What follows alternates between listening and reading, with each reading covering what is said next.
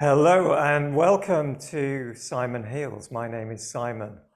I am really excited, delighted and honored this evening to be joined by four men who I haven't actually met before. I've met one of these men. We have done a collaborative video within the last week or so. That's Bob Eden, who you may be familiar with if you've tuned into my channel before. But these other gentlemen I have not met before. But we have connected through a course that we're all doing, which is a course facilitated by Mark Atwood, who I have mentioned before. I'm going to leave a link in the description below to Mark's channel, because I seriously suggest that you check Mark out and the course that he is running at the moment. I think all of us on the call this evening will agree what a phenomenal course it is, and not least because it's been bringing just such an amazing community together. I have been involved in a few roundtables with several of the women on the course, but this is the first time with some of the guys, and there's a reason why this is all men this evening, because the subject of this conversation is the divine masculine, and really, what does it mean to be a man in the modern world, in today's world. And maybe we could even talk a little bit about our own experiences and how those maybe have changed. I know for me, what it was to be a man back in the kind of late 60s and 70s into the 80s, which were my kind of, my childhood and adolescent years. And what being a man now has changed so much. And maybe we could even have some thoughts on what being a man in the future may look like, or how we would like it to look like. So I guess, I'll kick that off, and then we'll move around the table.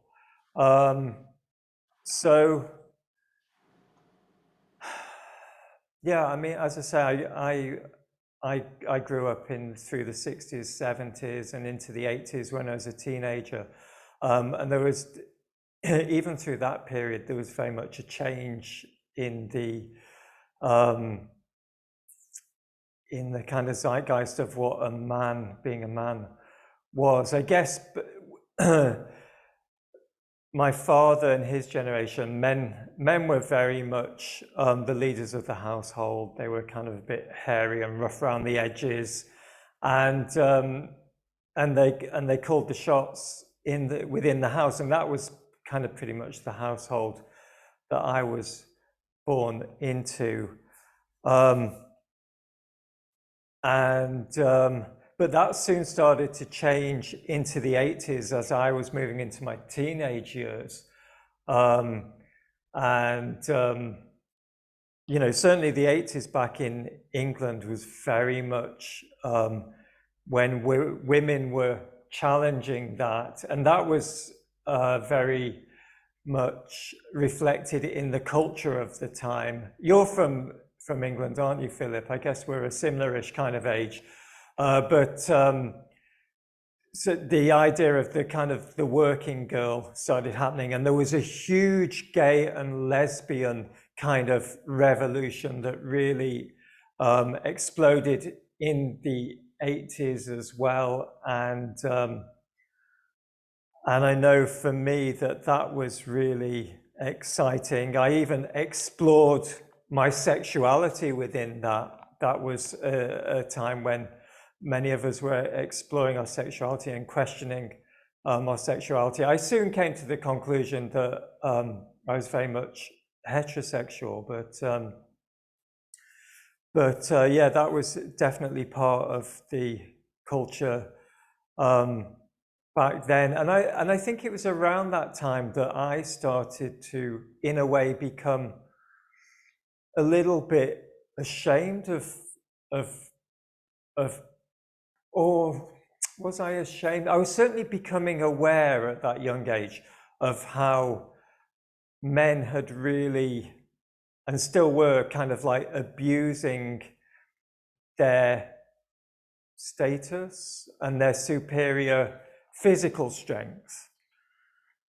Although, you know, that kind of status was changing, but I remember becoming aware of that and starting to feel some kind of like shame around that as a man. And that's something that has definitely followed me through my lifetime, and has been coming up again recently. I think to put this whole conversation into context, you know, I see that we're at a time of going through a time of great healing for the collective at the moment, for humanity and for the world that we've created. And like much healing, that often comes with a lot of a healing crisis and healing symptoms. And I think that's what we're seeing in the world at the moment. So much is kind of falling to pieces. And I do believe these are just the symptoms of this healing crisis that we're going through.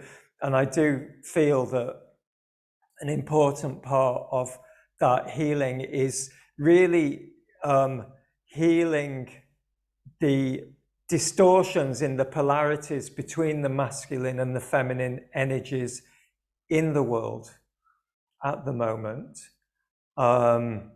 We see a lot of women taking on, and we have seen a lot of women taking on these kind of stereotypical male roles, and vice versa. We've seen a lot of men perpetrating some really hideous crimes against humanity, against women, against children over the years. You know, we see much of the power in the world is either in the hands of these distorted versions of what men are, or women that are behaving like those kind of men. And it does feel that that kind of polarization is starting to heal.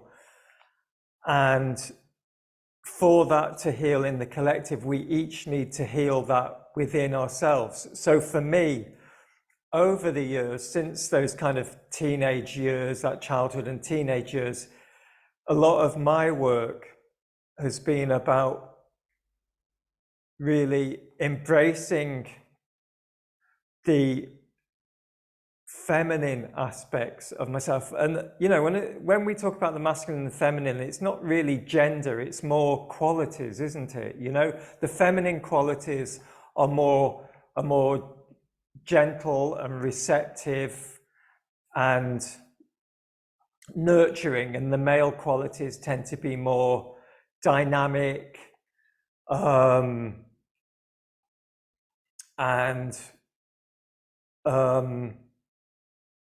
more about making things happen, doing stuff. And it's a bit, for me, it's been about am I the only one struggling to hear Simon?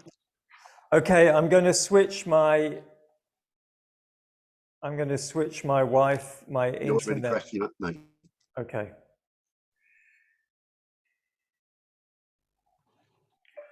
Yeah, the Wi-Fi here is not great, so it's switching onto another source. So I'm going to stop talking in a moment, but for me, just my journey, big part of my journey, my healing has been about really acknowledging and embracing those aspects of myself, the feminine qualities and those kind of masculine qualities, and bringing those together into harmony within myself. which is an ongoing journey. I don't think I've necessarily mastered that yet. There are times when I feel I have and times when I don't. But that's kind of a little bit about my journey and where I'm at. So yeah, the big one that has come up again recently that kind of got me back into this whole subject and why I contacted you guys was feelings of shame and guilt around being a man. Those were really coming up recently, and I feel like I've had to do healing on more layers of that. So yeah, Philip, do you want to share a little bit about? We'll do, Simon. I heard 50% of what you said. It was a pity that some of it got lost, but yeah, interesting.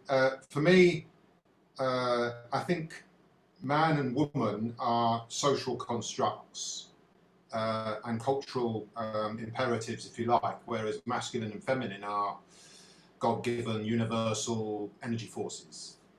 In my understanding, and I don't think about men as being this or that versus women being this or that, because a lot of my work has been on the human mind and the ego, which I didn't view as having any shades, whether it was gender or race or whatever it was. It was just the human ego.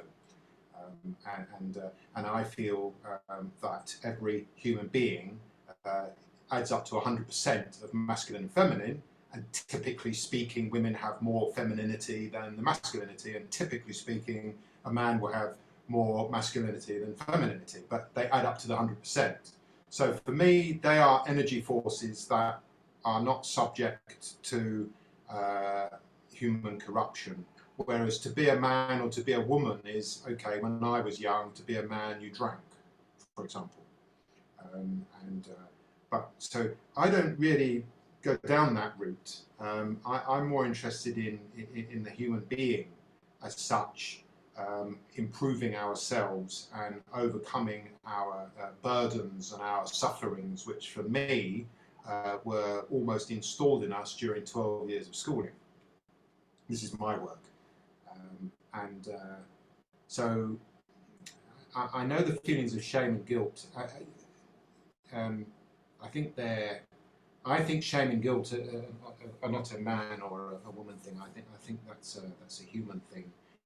And if one feels shame or guilt at being a man, then going back to what I said before, if man and woman is a social construct, it suggests to me that the society is making us or trying for us to become shameful and to feel guilt. So, and I've always run away from society telling me what to do. I try and think for myself and be my own person. So, with that distinction, yeah, you know, I speak to all people in my life, whether it's the beggar or the very man at the top, and whatever the distinction is, for me, they are literally fellow human beings, and so I don't really spend much time thinking about, you know, what it is to be a man or what it is to be a woman. For me, it's what it is to be a human being. And I'll sum this up a little bit now. I follow Ayurveda, and I've studied Ayurveda, and I like certain Sanskrit words. And there's one which I'm not sure how you pronounce it, but it's ahimsa, ahimsa, which is the proactive practicing of non-violence. Now, for me, non-violence or violence is very much verbal as physical, and probably the verbal is worse. And for example, for me, about 90% of media is ahimsa. And so, you know, with this construct, it's cause no harm, accept no shit. And I think, I'm not sure if Mark said that phrase or if anybody else has, but cause no harm, don't harm myself. And if I have feelings of shame or guilt, then that to me is a harming of myself. So it would be something that I would try and observe and watch in me, and ask where it's come from, and try and be detached from it rather than in the Buddhist way. And non-violence to self and to others, And then if somebody's trying to cause harm to me, then I mustn't accept that, because that's still violence. So that's my guide, I think, Simon. So yeah, you know, I prefer to focus on the masculine and feminine energies, because perhaps as you get older, I've been able to not care what people think about me. I didn't much, relatively speaking, when I was younger, but as you get older, you just don't care. But I've definitely been able to allow whatever quantity of feminine energy I have. I've definitely been able to allow that to express itself more, which includes allowing myself to be praised. And complimented, which I found very difficult when I was younger, but I thought that was a British thing. I didn't think it was a man thing. I don't know. I still hear my dad having problems, you know, somebody's praising him if he was embarrassed. So I think, just to finish off there, for me it's more about being the human being and practicing ahimsa and ensuring that people don't violate me. And and this includes if I see other people being violated, that causes me angst, and I will do everything I can to intervene. And that's been a problem in my life, is seeing injustice and inequity all around the world, war, conflict, poverty, all of that stuff. That I've had to learn to not let that affect me wherever possible. So yeah, it's more of a human thing for me, but it's definitely nice to speak to men as a group, so there must be something in there. I'll stop there. Yeah, no, that's great. Thank you, Philip. And I mean, you were kind of bringing up the Ayurvedic tradition, and you know, in the yogic tradition, a lot of the spiritual work that is done, and the meditation work, and the yoga itself is really focused on bringing those two energies together within ourselves, you know, and the Kundalini energies of the masculine and the feminine, so that we become complete, rather than polarized. And as you say, the kind of being a man or being a woman is like a kind of social construct that we are almost forced to polarize into one or the other, whereas a more evolved way of being it's not androgynous. That's almost like a shadow projection of this, but it's more being not identified with one, either of those kind of polarities, and really kind of embodying a perfect balance between the two of those, you know. And as you say, then you get true equality, don't you? Equality isn't about men trying to be like women, or women trying to be like men. Well, yeah, indeed. I think for me, when the focus is on being a man or a woman, we are divided. We have conflict within, because we are a mix of both. And while we're striving to be a man and not doing this and not doing that because it's not a manly thing to do, we're divorced from our innate nature, which is a certain percentage of the feminine energy and a certain percentage of the masculine energy added together. And if we're too busy trying to deny one of those forces, we're in conflict, and then we have conflict with other people. Yeah. Exactly. Yeah, brilliant. Yeah. Bob, did you want to say something? Yeah, I'd like to add my spice to the cake. In my own journey, I was born in 52, I'm 70 this year. And growing up, I didn't know what it was like to be a man, because my dad was absent. He was living his programming. He was bringing home the bacon, and I always felt outside of society, even at school. I just felt like I was always the odd man out. My childhood was very, very violent, but my mum was the abuser, and so I very early on got detached from my feelings, because I was not allowed to have feelings. especially anger, because mum owned all the anger. Now, where I've come to in my life is, just for the work I've done, is that where I am now, I've got 3 guiding words in my life: integrity, because nothing, you can't be whole. If you can lie to yourself, you can lie to anybody. So integrity is paramount to being a man or a human being. And the next one is keep it simple, sovereign. And then my super principle is all are sovereign, unique, and equal. All are sovereign, unique, and equal. And what I've come to realize just through my own work that I've done in Western society, particularly, is we're all victims of victims. And if you don't hand it back, you pass it on. So I hated my mum for years, because she was always beating me. She just exploded. But then after I wrote my mum a letter and telling her my story about how I felt as a kid growing up, and then she wrote and told me her story. She had an abusive childhood too. So it was like, yes, Mum was doing her very best, but all she was doing was dumping on me what got dumped on her. So by doing the work, I broke the multi-generational cycle of abuse. And then the other thing I noticed was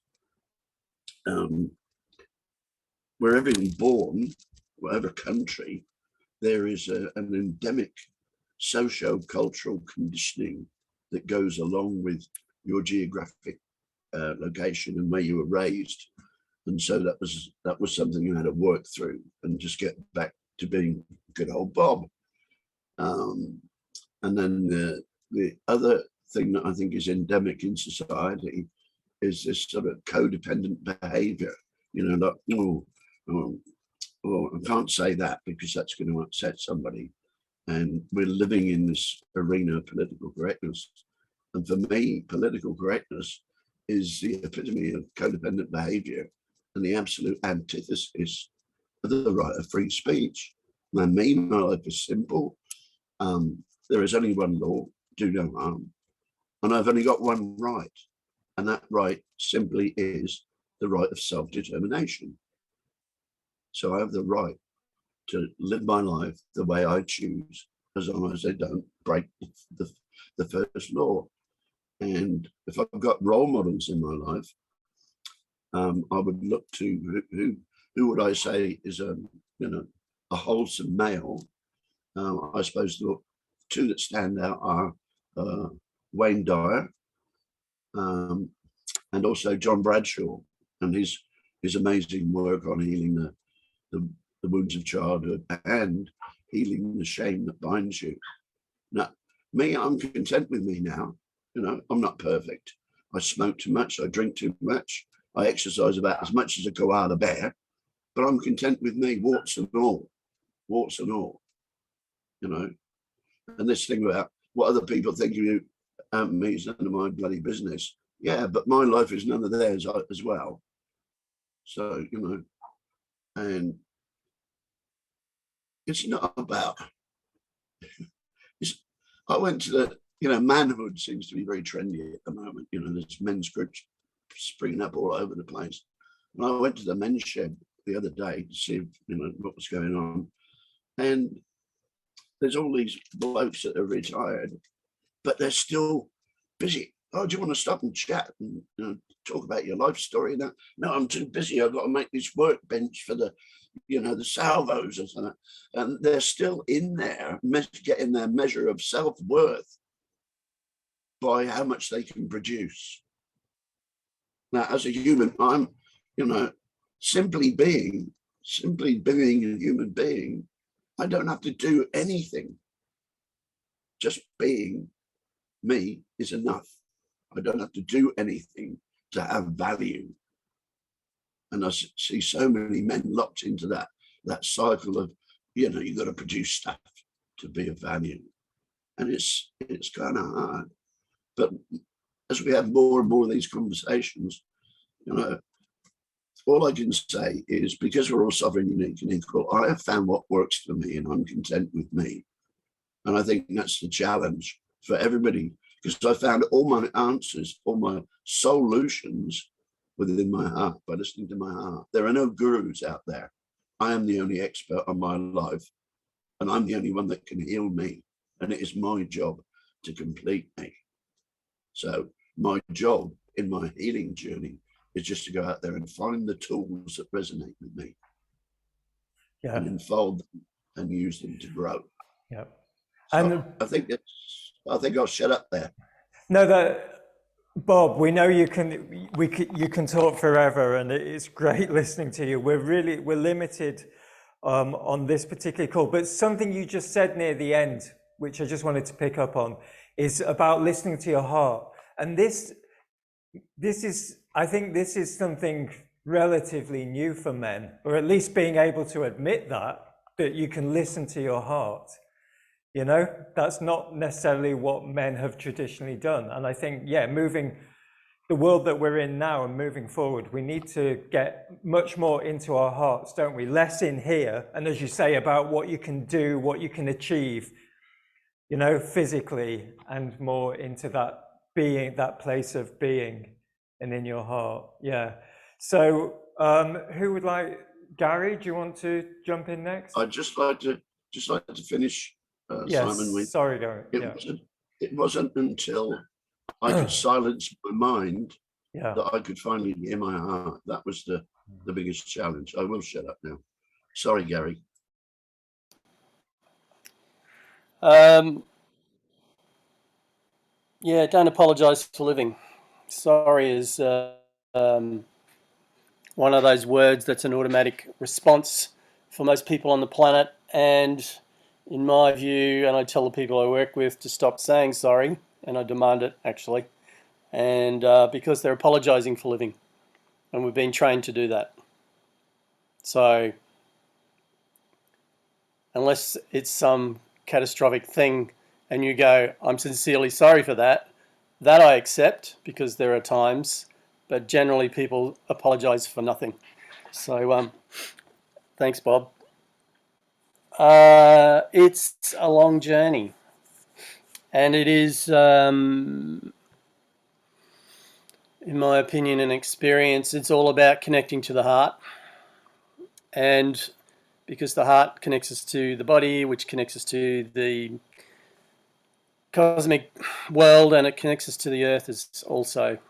And then the feminine energy is the receiving energy. So to open all that up, if we want to receive, if we want to grow, and we want to find balance within ourselves, then we need to be able to hold those two energies. And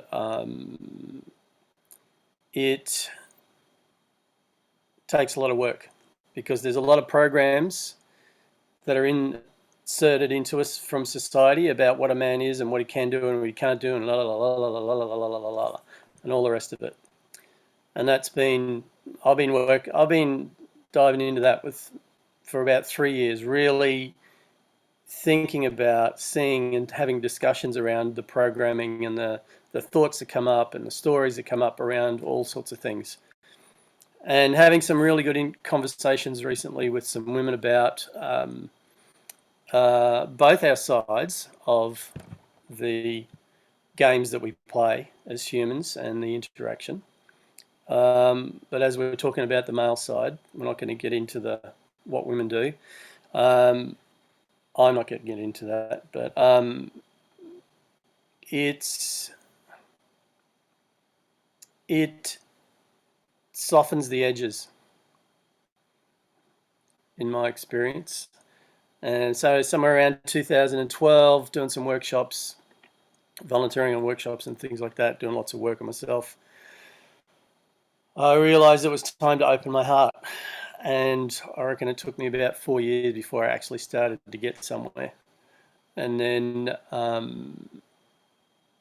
can look at the people around me now, and there's no way that if I didn't change who I was and how I behaved and the hardness of me as a male, because I was a shit scared little boy inside, is really what it came down to, then I would not have the people around me that I do. And men and women. So the way I did it was what helped me, one of the things that helped me the most to really start to open up and receive that feminine energy was dance. And I always spent 2 years going to almost every week, going to a dance here in Fremantle. And I've told the guy who runs it, he holds a beautiful space. And I was having conversations with myself, inviting my feminine side to do the dance. I'm going to step back. I need to step out of the road. I take my male side out of the road. It's up to me, because the female side that's the receiving. And so it took time, and my dance changed. And the guy that was running it commented on the change in me and how I danced, and my flow and everything opened up, and I could feel the difference inside. And then I started to dance with the male side of me, and I started to dance with the inner child side of me, and then I started to dance with all three aspects, because that's combining all of that. And the inner child work right now is so important and so prevalent, and layers and layers and layers and layers and layers of stuff are coming up. So that's the really short version of how I went around it. And it's ongoing. It's ongoing. And just the whole, you see a beautiful woman. I was talking to a woman last night, and I complimented on her energy. She had a beautiful, feminine, sexy energy. And she appreciated that, because it was an honest comment. It wasn't a bullshit come online or anything. It was just a conversation, as you will.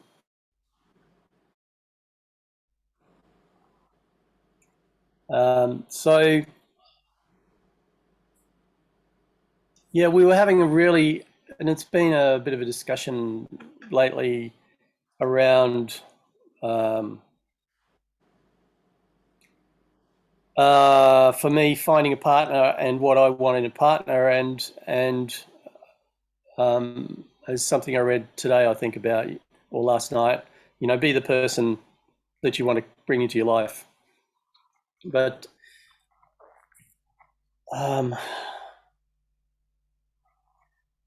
how we look as men in the future, I have no idea. The only way the way I see it at the moment is, my dream is that, and what I hold as humanity's evolution, is where we're living in a place where our exchange is emotion, and that's our exchange, and that's how we live, because the earth provides everything, and we're living in those communities where there's communities that produce a lot of food, maybe there's communities that produce healing services, and there's other communities to do other things, and we're having this cross section of interchange, and it's for me, it is definitely about getting out of the head. It is, that part of us is great for building the house, building the garden shed, building the whatever, doing the calculations and all that business. But to really then connect the rest of us, there's also a feeling and emotion that we can have while we're doing that, and actually connecting consciously to whatever it is we're doing, whether we're in the garden or whether we're creating an event, or we're doing a YouTube thing, or whatever it is. So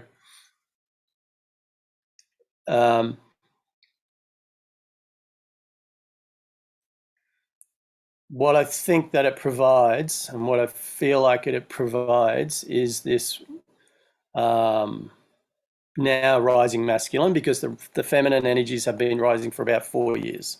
This is the natural process. The women on the planet have birthed the new way, as it should be, because that's what women do. They bring life.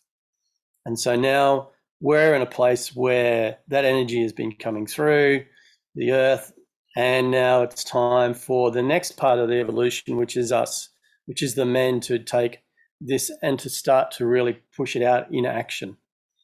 And that's really tricky. How we're going to get through this is really tricky. And what is it for each of us? You know, I think there's so many really good versions of this. And yes, being aware of the past, our generation of parents, pretty similar, perhaps. Well, anyway, I understand Bob's story. There's a lot of that going on the planet. Still is lots of men out there that are really unconscious. They're missing out. I know so many women in their 30s and 40s that are single mums, and too many fathers are not interested in connecting to their kids. And that's really sad, because they really are missing out on so much, and they don't know it. And they're scared. And even if they don't have kids, I see some of them who there's a lot of relationships that are splitting now because women are doing so much work. It's great to see more men turn up, and even this tonight is you know, try and do this 5 years ago. Get 5 men together and just talk about us, you know. Wow. So it just wouldn't have happened, Gary. From my experience, there would be no way that as men that we would be doing something like this evening. So it was very exciting for me to see that there would be men that are willing, and because what's happening spiritually for a lot of men, this is an opportunity to say to a lot of men that are out there that would be experiencing a whole lot of different things in their lives, to see that it is actually possible to be together as men in different countries, sharing our experiences, sharing all the different things that have worked for us. And yeah, I just love this. I was really looking forward to this conversation. And yeah, me too, Ash. And I think also, you know, just connecting with our hearts. I mean, each of us has brought up that as a theme, that it's about connecting with our hearts as men. Very much so. We are starting to. I love what you were saying, Garry, about, you know, emotion being, I forget your exact words, but my interpretation was like emotion almost becoming the currency of the new earth, you know, and therefore, as men, we have to be able to connect with our emotions and know what our emotions are. And I know for me, that's definitely been a journey through this lifetime, has been to actually know what my emotions are and be able to really feel those.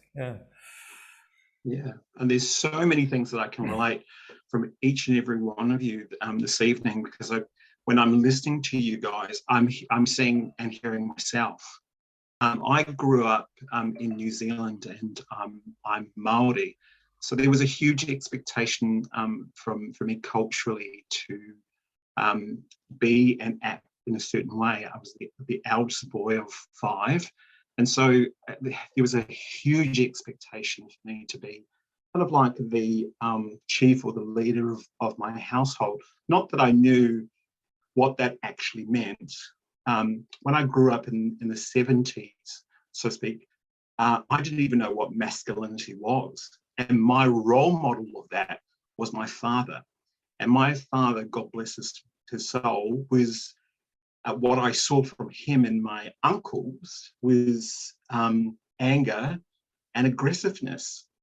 So that was what I got taught as a very sensitive young man growing up in the 70s. And I thought that is how I should be showing up in the world. And I soon learned, as I got into my 20s and 30s, that was not working for me whatsoever. So, but it set me on a journey of self-discovery and looking at why are things happening the way that it is. So many years ago, I had an epiphany with my life, and I thought, with all the negative things that are happening in my life, what would it look like if I actually changed my focus and started bringing towards me good experiences into my life? What would that look like? And when I started to do that, I started to see things shifting and changing. as a man, as a human being. So my life got better. But I also knew too, in my 20s and 30s, that there was a lot of programming, a lot of things that I got was programmed that I needed to unlearn, to undo, and to really, there was two things that stood out for me in my 20s and 30s. I didn't know who I was, and I didn't have any sense of purpose. I was just basically just floating around with my life. And so God, the universe, whatever you may call it, got me to a place where my life just completely crumbled. And that was the beginning of actually putting my life back together and starting to see the things that I needed to look at and to work at. So I know what I've learned from those experiences, that one, it's an inside journey, it's not an outside journey. That first, that I've got to have the willingness to even go to places that I didn't even want to go to, because I was scared, confused, frightened. And so going to a holistic counsellor many years ago, gave me the opportunity to really dive deep into who I am as a man.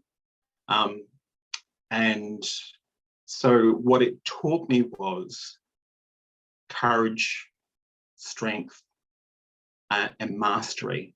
And what do I mean by that? So courage, the willing to take a risk and fail.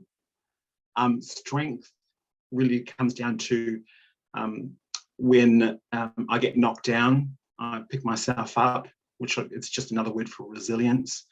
And mastery really is looking at being open to changing my own thoughts, my patterns, and the things that I do in my life, and cultivating a spiritual practice as well. So one of the things that I do in the morning, I'm sure we all have some kind of spiritual practice that we use, or a bag of tools that we use, is when I wake up in the morning, just wiggle my fingers and toes and just really just kind of connect the mere fact that I'm alive, and being incredibly grateful for that. So yeah, that's just kind of where and what I've been doing in my own life. And so I'd like to always try to lead by example. With other people, do I get it right? No. And that's part of just being a human being. But I also know too that we as men, we are so capable of so much. I think there's a part of us that really needs to get in touch with ourselves, where we were brought, I know that I certainly was brought up in not feeling my feelings. That was completely wrong. And now I know that that's not, my emotions is really important. If I don't feel things, if I don't express things, then what I'm essentially doing is pushing down all my, stuff. And it's, for me, it's been about balancing the feminine and the masculine energy, and paying more attention to what's happening in the heart space rather than the head space. Yeah, beautiful, Ash. And I'm really looking forward to listening back to this, because I get it. I feel that between us, we've covered some really important aspects of this conversation. I know you've got your hand up, Bob. Just something I wanted to say in response to Garry first. When you were talking about relationship, I think as we are healing individually and bringing that balance between the masculine and the feminine within ourselves, that's going to change the the nature and the shape of relationships going forward. I think it has to, doesn't it? You know, and the more that we're able to go into relationship from a place of being whole and being healed, then the more likely that relationship is going to be a healthy relationship, and not the kind of damaged relationships that have been so prevalent over the kind of last few generations. I know myself. I've been involved in some you know, some very unhealthy relationships, because I've gone into those relationships not in a whole way, just looking to find wholeness from the relationship, which might work for a short while, but it's never going to work, you know. So yeah, that kind of mastery, for me, when you talk about mastery, Ash, that's mastery as well too. It's like becoming, I think of someone like a Buddha or a Jesus Christ, someone who's like completely, fully realized, you know, as a being. Yeah. So yeah, it's a big thing, Simon, the relationship conversation, but and also, okay, so what are relationships? So friendships, having friendships with women and pulling apart the program and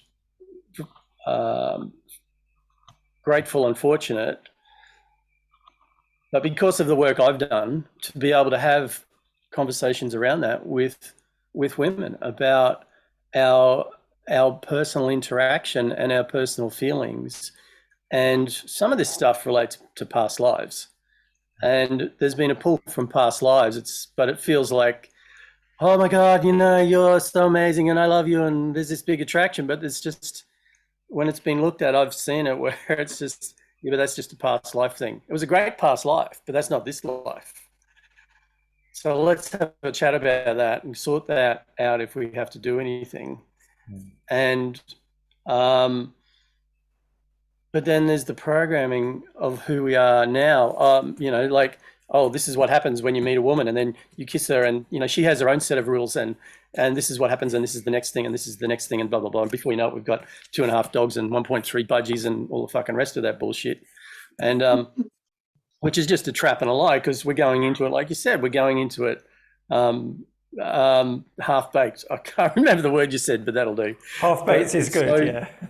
So, yeah. so you know, totally unconscious, and me the same, man. So many relationships completely unconscious or semi-aware, and now through being able to have really open, fantastic conversations about everything and anything with it's not with all women, of course, but with some of the women in my life, it's fantastic. It really helps me.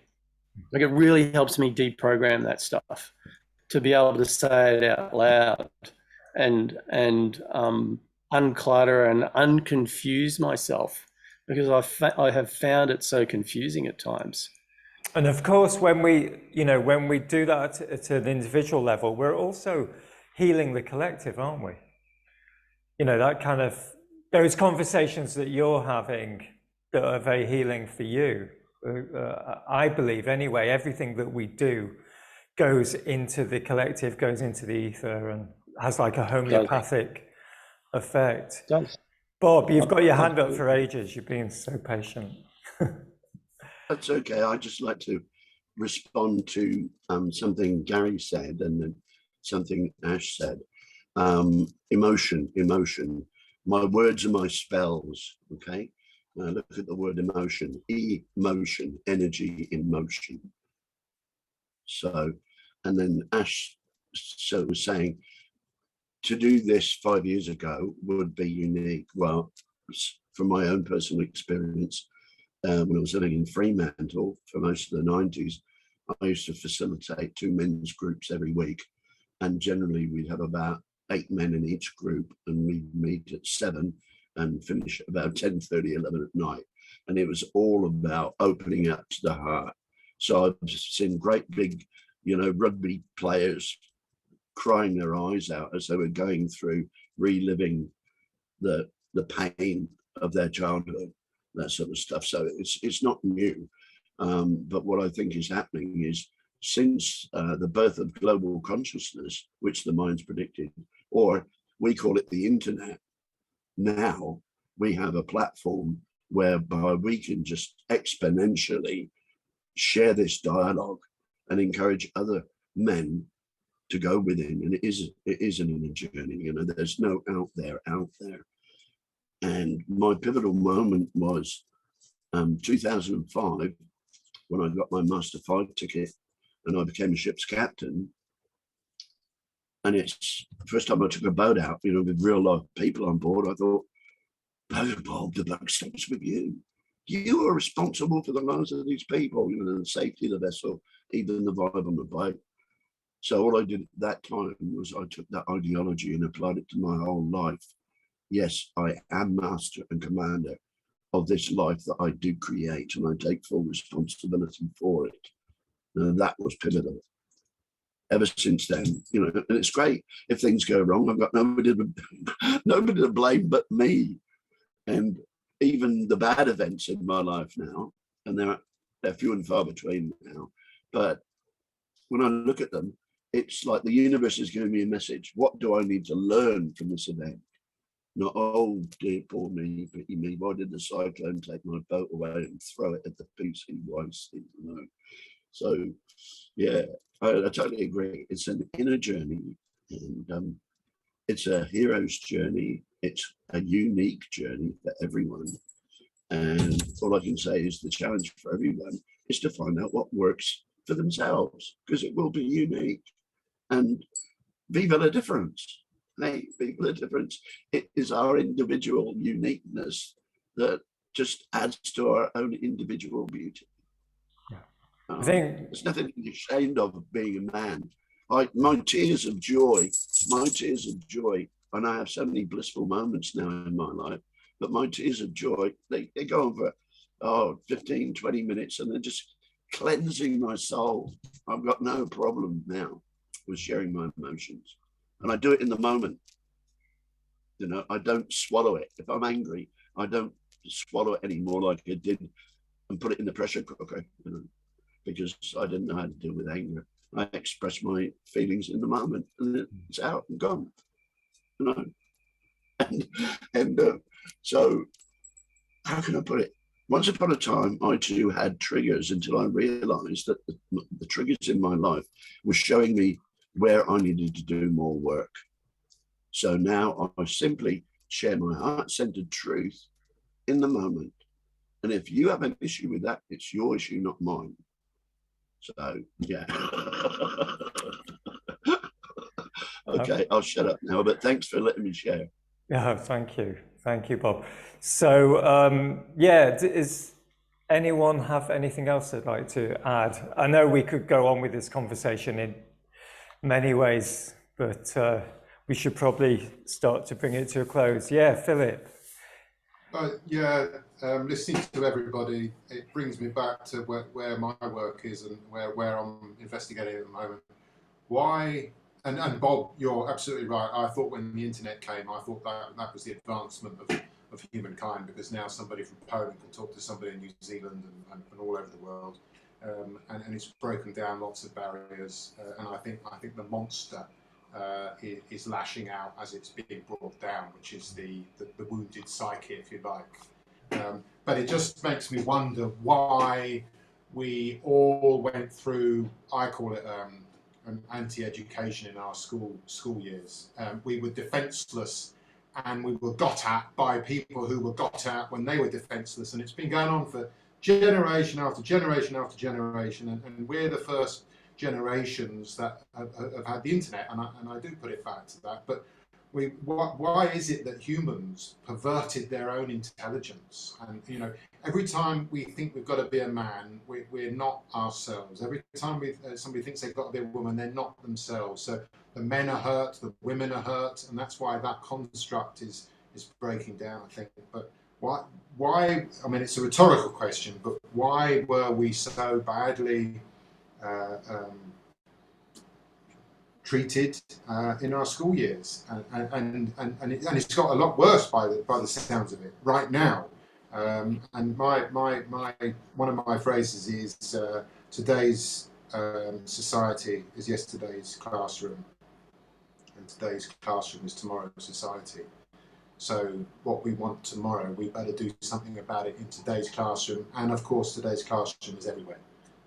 But men were hurt, women were hurt, and so men do harmful things to women, and women do harmful things to men, and so on. And now it seems that we're talking more, and communication undoes trouble. So, yeah, I think we were all ruined in our, not all, but and not completely ruined, but we were damaged in our childhood when we had no choice, when we were defenseless, and then it's a question of trying to recover from that. Some people get lucky with a teacher, some people get lucky with a mum or a dad or a mentor or whatever, but generally speaking, each of us has to somehow feel the pain and then try and use that to move on. But it's exciting times because perhaps the next generations don't have to go through the same problems. I don't know, we'll see. Well, Yeah, at least, sorry. We were taught what to think, not how to think. Exactly. Well, or taught not to think. Yeah, precisely.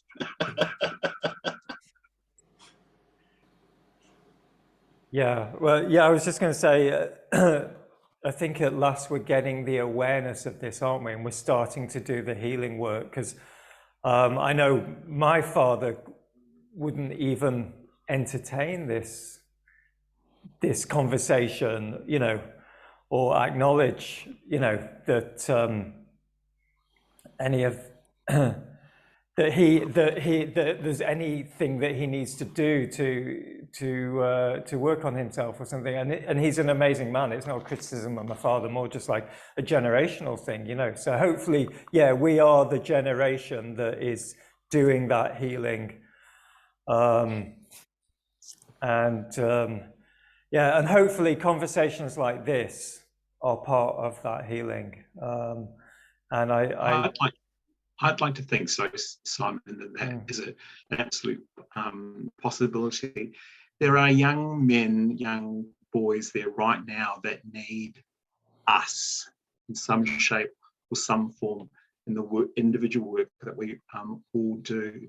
And should they come across this video, whatever channel that it comes across, we may be planting seeds for young men or men in general, for them to start to question, to turn inward and say to themselves, whatever it's going on internally, my life is not working. Why is it not working? And what is out there? Because I know for the longest part, for me, and maybe for everybody else, might be able to relate to this, where can I go and speak to someone? Do you know what I mean? Looking for people that I could go and get healing or that kind of thing. So more and more, and I think you're right, Bob, the internet has certainly given us the opportunity, but I know for a lot of men, it takes a lot of courage, capital C on courage, to even start to even look outside of themselves and be vulnerable, because that's one of the things about men. We don't want to be vulnerable, but I find vulnerability something really powerful, if anything. It's just where you direct it. But this is an opportunity for men to look and to find men such as ourselves that could help them to start to work on themselves. Yeah. So Ash, sorry. Through vulnerability lies strength. Absolutely. Absolutely, Phil. Right on.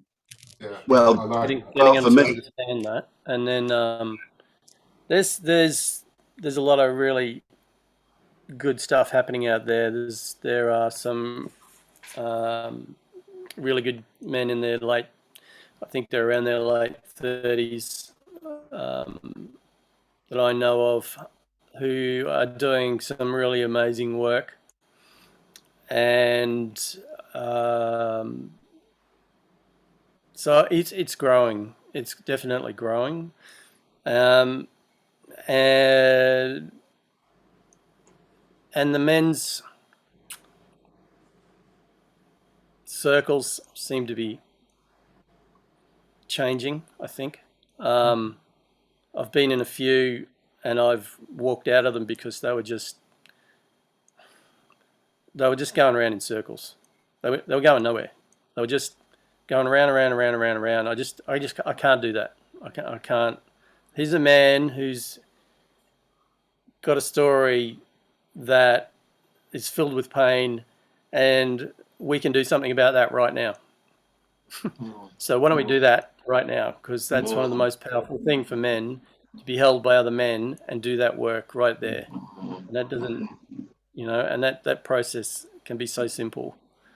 So I'm grateful. I'm pleased to see that is changing, and that old format is moving, and the support that's coming through, and the way there's a couple of women over here who started a yearly workshop.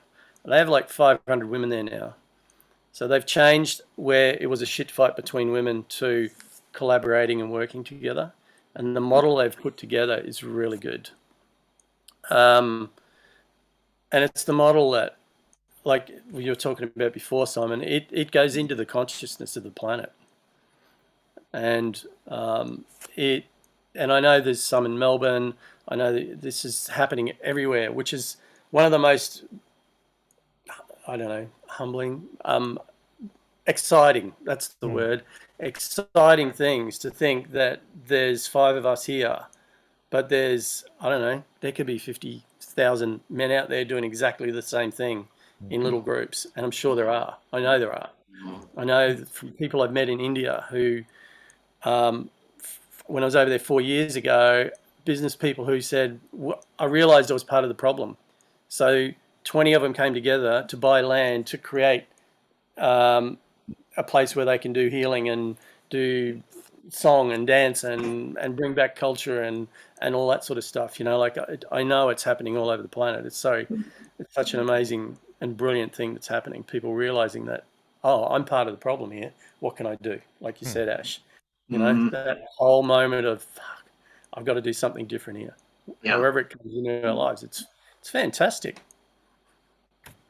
I totally agree with you. It is really fantastic. We've been given an opportunity here to really examine ourselves as individuals and as humanity as well. We have a great opportunity here to turn things around.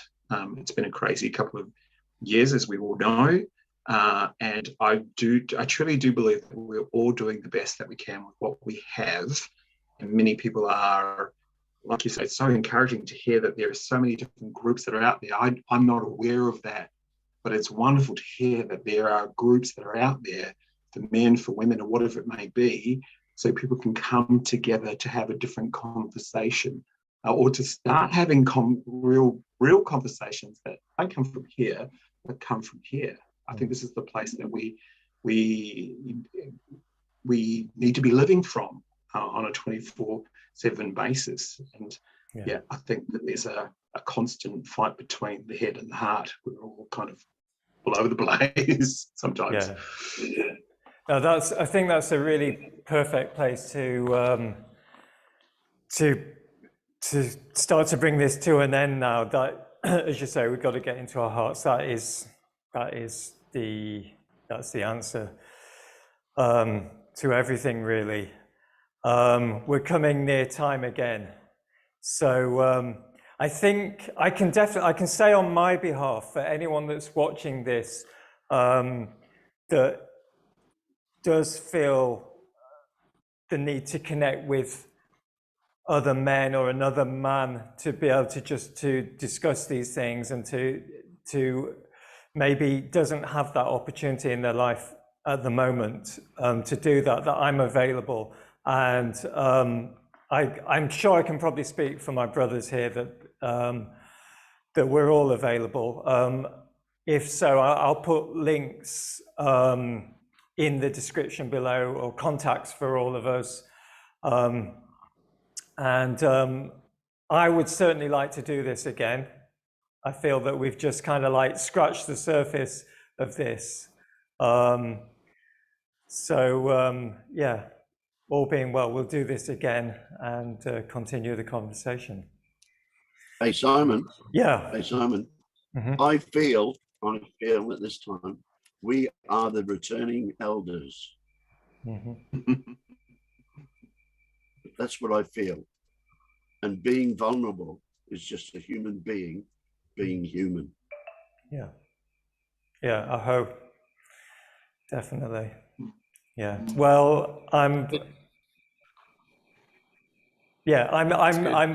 ready to step into that role as elder.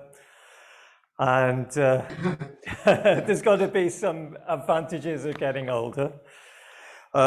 Maybe that's another conversation we can have.